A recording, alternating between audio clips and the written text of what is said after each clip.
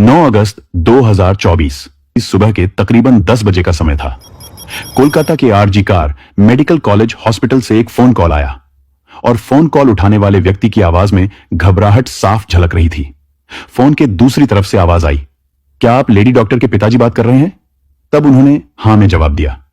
इसके बाद सामने वाले की बात सुनकर उस पिता के पैरों तले से जमीन खिसक गई। उसने कहा, जितनी जल्दी हो सके आप अस्पताल पहुंचे, आपकी बेटी की तबीयत बहुत ज्यादा खराब है।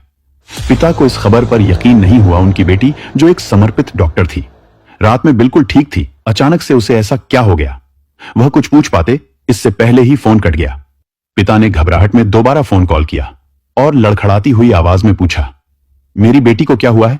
उधर से जवाब मिला, साहब आपकी बेटी ने अपनी जीवन लीला समाप्त कर ली है। यह शब्द सुनते ही पिता की आंखों में आंसू उमड़ आए। उनकी बेटी जो हमेशा मुस्कुराती रहती थी, जिसने हर दिन ना जाने कितने मरीजों को नया जीवन दिया, वह अब इस दुनिया में नहीं रही। बेटी की खबर सुनते ही मां भी फूट फूट कर रोने लगी। वो टूट चुके थे, लेकिन अब बिना देरी किए वो दोनों अस्पताल की ओर रवाना हुए। लेकिन उन्हें नहीं पता था कि जब तक वे अस्पताल पहुंचेंगे यह खबर पूरे शहर में आग की तरह फैल चुकी होगी। अस्पताल के बाहर भीड़ का जमावड़ा शुरू हो चुका था। हर कोई हैरान था, गुस्से में था कि ऐसा कैसे हो सकता है। वह कौन था जिसने इस निर्दोष डॉक्टर की जान ली? और सबसे बड़ी बात, आखिर क्यों? इस बीच न केवल डॉक्टर और नर्सें बल्कि आम जनता भी सड़कों पर उतर आई। हर किसी की एक ही मांग थी, सीबीआई जांच और जस्टिस। इस घटना ने इंसानियत को शर्मसार कर दिया था। जिसने भी इस खबर को सुना वो हक्का बक्का रह गया। लेकिन कहानी यहीं खत्म नहीं होती है, यह तो बस शुरुआत है। इस दर्दनाक घटना के पीछे छिपा सच क्या है? कौन है इस बर्बरता का जिम्मेदार और क्यों? इन सवालों के जवाब जानने के लिए हमें इस रहस्य की तह तक जाना होगा। आज की सच्ची घटना आरजी कार मेडिकल कॉलेज की है। एक ऐसी सच्ची घटना जिसने पूरे देश को हिलाकर रख दिया। यह कहानी कोलकाता की है, जहां एक बेहद मेधावी और समर्पित महिला डॉक्टर जो चेस्ट मेडिसिन विभाग की पोस्ट ग्रेजुएट छात्रा थी और अपने पेशेवर जीवन में नई ऊंचाइयों को छू रही थी। यह महिला डॉक्टर जिसने अपने जीवन के अंतिम क्षणों में अत्यधिक यातनाएं सही, एक साधारण परिवार से आई थी। बचपन से ही उसे शिक्षा का महत्व समझ में आ चुका था और उसने अपनी मेहनत और लगन से मेडिकल की पढ़ाई पूरी की। यह अपने माता पिता की उम्मीदों का केंद्र बिंदु बन चुकी थी और परिवार में पहली डॉक्टर बनने का गौरव हासिल कर रही थी। उसकी सफलता न केवल उसके परिवार के लिए गौरव की बात थी, बल्कि वह अपने समुदाय के लिए भी प्रेरणा बन चुकी थी। मेडिकल कॉलेज में उसने खुद को साबित करने के लिए कड़ी मेहनत की। उसे हमेशा से ही मरीजों की सेवा करने की प्रेरणा थी और उसने अपने परीक्षण के दौरान जूनियर और सीनियर्स के साथ मिलकर काम किया। वो हमेशा मुस्कुराते हुए मरीजों की देखभाल करती थी और अपने काम के प्रति समर्पित थी। लेकिन कोई नहीं जानता था कि एक दिन यही समर्पण उसे भयानक अंत की ओर ले जाएगा। 2024 8 अगस्त की रात को लगभग 11 बजे उसे उसकी मां का फोन कॉल आया।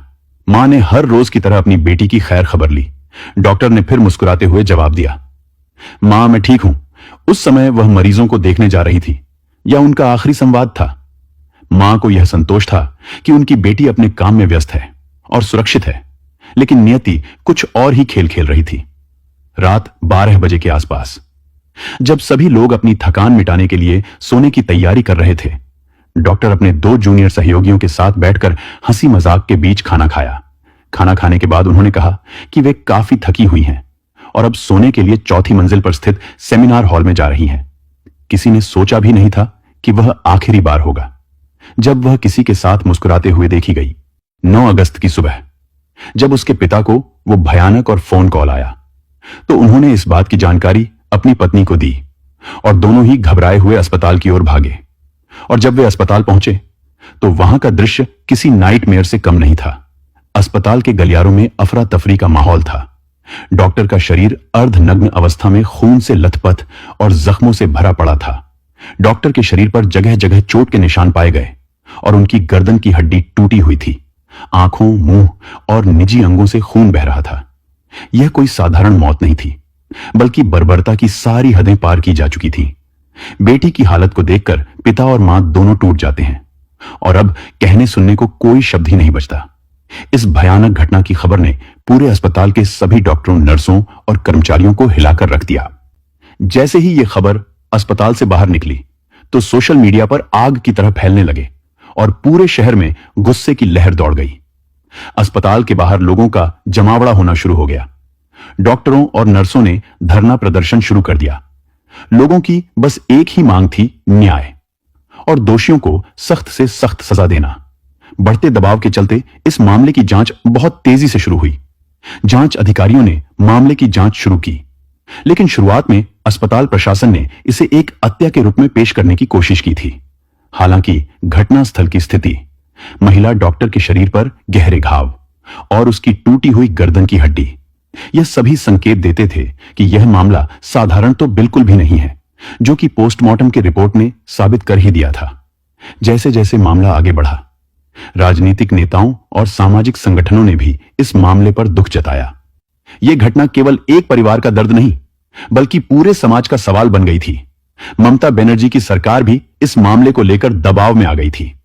खैर, जांच के दौरान सेमिनार हॉल के पास के सीसीटीवी फुटेज खंगाले गए। इसमें कुछ संदिग्ध गतिविधियां देखी गई। जांच के दौरान संजय राय नामक एक व्यक्ति सामने आया, जो पुलिस कल्याण बोर्ड में सहायक रूप में कार्य करता था। वह अक्सर अस्पताल में आता जाता था और उसे संदेह की निगाह से अब देखा जाने लगा। उसी जांच के दौरान पुलिस को सेमिनार हॉल के पास एक ब्लूटूथ डिवाइस मिला। पुलिस ने जब उस ब्लूटूथ डिवाइस को चेक करना शुरू किया तो पता चला कि वह ब्लूटूथ डिवाइस बुरी हालत में टूटा हुआ था और यह डिवाइस संजय रॉय का निकला। फिर उसे तुरंत हिरासत में लिया गया। अब संजय राय का इतिहास और उसकी गतिविधियों किसी से छिपी नहीं हुई थी। उसने कई शादियां की थी और हर बार जब उसका मन भर जाता था तो अपनी पत्नी को छोड़ देता था। यहां तक उसकी एक पत्नी की संदिग्ध परिस्थितियों में मौत भी हुई थी, लेकिन उस समय किसी ने इसकी शिकायत नहीं की थी और वो खुद को एक पुलिस वाला बताता था। जांच के दौरान पुलिस को कई चुनौतियों का सामना करना पड़ा। संजय राय की गिरफ्तारी के बाद उसने पहले तो किसी भी अपराध को स्वीकार नहीं किया, लेकिन बाद में जब उसे कड़ी पूछताछ का सामना करना पड़ा तो उसने अपने अपराधों को कबूल कर लिया। 8 अगस्त की रात संजय राय ने शराब के नशे में धुत होकर उस महिला डॉक्टर पर हमला किया। उसने पहले उसे बुरी तरीके से मारा, फिर उसके साथ दुष्कर्म किया और अंत में उसके जीवन लीला समाप्त कर दी। उसके शरीर पर जगह जगह गहरे घाव के निशान पाए गए, जो इस बात का सबूत थे कि उसने कितनी क्रूरता के साथ महिला डॉक्टर पर हमला किया था। पुलिस ने उसके मोबाइल को भी जब्त किया और उसमें कई आपत्तिजनक वीडियो भी पाए गए, जो उसके अपराधी होने के और भी पुख्ता सबूत थे। फिर पुलिस ने संजय रॉय के खिलाफ भारतीय न्याय संहिता की धारा 64 और धारा 103 के तहत मामला दर्ज किया और अदालत में उसे पेश किया, जहां पर उसे 23 अगस्त तक पुलिस रिमांड में रखे जाने की मंजूरी मिली। बाकी अभी यह मामला चल ही रहा है, तो हो सकता है कि उसमें अभी और भी नए खुलासे हो जाएं। इस घटना ने हमें यह सोचने पर मजबूर कर दिया है कि हमारा समाज किस दिशा में जा रहा है और समाज में महिलाओं की सुरक्षा के लिए केवल कानून ही नहीं, बल्कि समाज की सोच और जागरूकता भी महत्वपूर्ण है। हमें यह समझना होगा कि महिलाओं की सुरक्षा के लिए केवल एक कानूनी मुद्दा नहीं है, बल्कि एक सामाजिक मुद्दा भी है, जो हमें बचपन से ही छोटे बच्चों को सिखाना होगा कि नारी शक्ति ही जीवन है। तो दोस्तों, इस घटना को सुनाने का उद्देश्य किसी का दिल दुखाना नहीं है, किसी को परेशान करना नहीं, बल्कि आपको जागरूक करना और आपको सचेत करना है। तो इसी के साथ हम आपसे विदा लेते हैं। फिर मिलते हैं एक और सच्ची घटना के साथ। तब तक के लिए सावधान रहें, सुरक्षित रहें।